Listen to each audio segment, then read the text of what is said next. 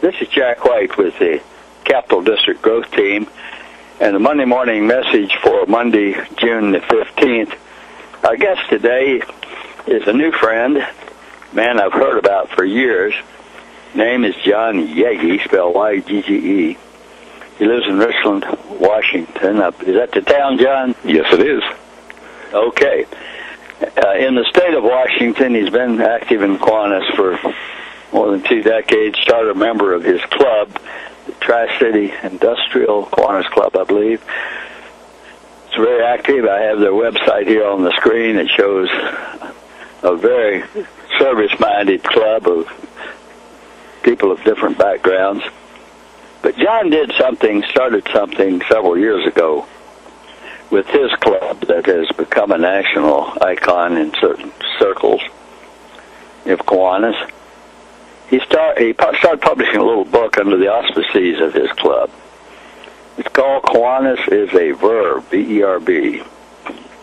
Unusual title. He'll tell you in a minute what it involves and why he chose it. But this book has some great implications, I think, for our Kiwanis growth and membership efforts. And John, if you will start, you have an education background, PhD, is that correct? No, that's correct. And yes, I was a science teacher and just like to teach. And in fact, most of the things I've done in my life, although I've been out of the classroom for a long time, have an educational slant to it. Okay.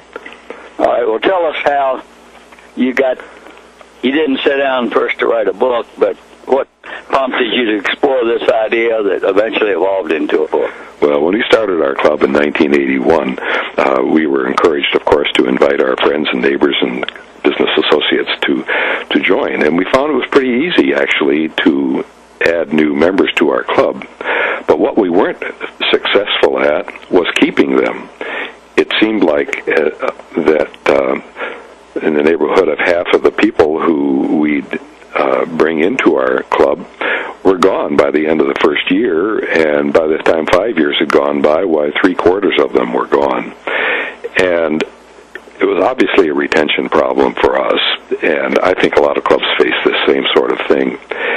And so I just thought that if I wrote something that would encourage people to stay, that would help new members get over that first few months of doubt about whether they made the right decision when they decided to join a Kiwanis club.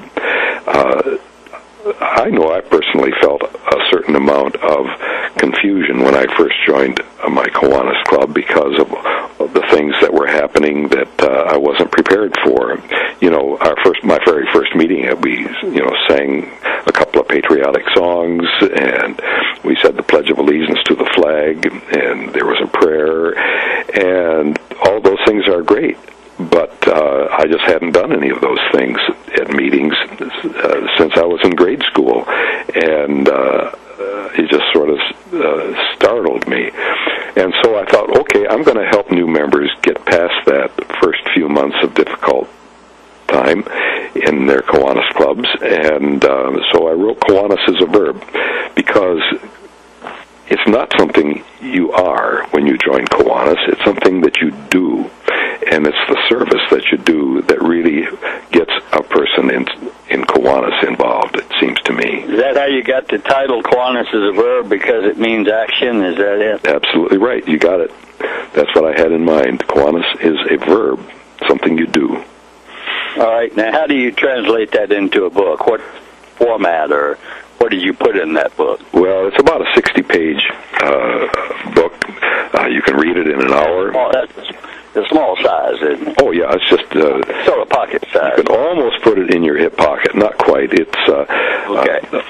But it's set up in a format that's a number of short essays, probably about 3 pages typically to an essay on a variety of subjects, such as the traditions of Kiwanis. I start right out with the traditions of Kiwanis, things that you see in common in most every club, and then some information about the Kiwanis leadership structure and things about Kiwanis growth, information on the committees that you find in Kiwanis clubs and projects that you do, the service that you do. And there's one section that I particularly like, and that is titled "What Makes Kiwanians Tick," and it deals with something that a person would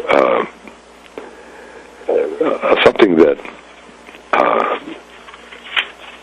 meets the needs. You know, we have Abraham Maslow, a psychologist from back in the middle 1900s, came up with a hierarchy of needs that every person has, and that highest need that a person has, the need for personal fulfillment, and a sense that what he does has real meaning for not only himself but for others, is the most difficult to attain. And I address how... And you tried to tie that to Kiwanis, how that would help. Absolutely. It certainly worked. Now, worked for when me. a person has read this, and I imagine it's a quick read, what, 2 or 3 hours or something? Oh, not even that. No, I even made a recording of it because some people who are vision disabled who are in Kiwanis could be exposed to it too, and it took me a little more than an hour to read. Okay, so it's not a long book. Not now, a long book. If a person who is new to Kiwanis or think about getting in, or even been in a while, read that, how do you think their vision of the club and the organization would be changed in a nutshell? Well, I think they read the book? I think it takes away the surprise about the things that happen in a club. You know, Kiwanis has a culture in it.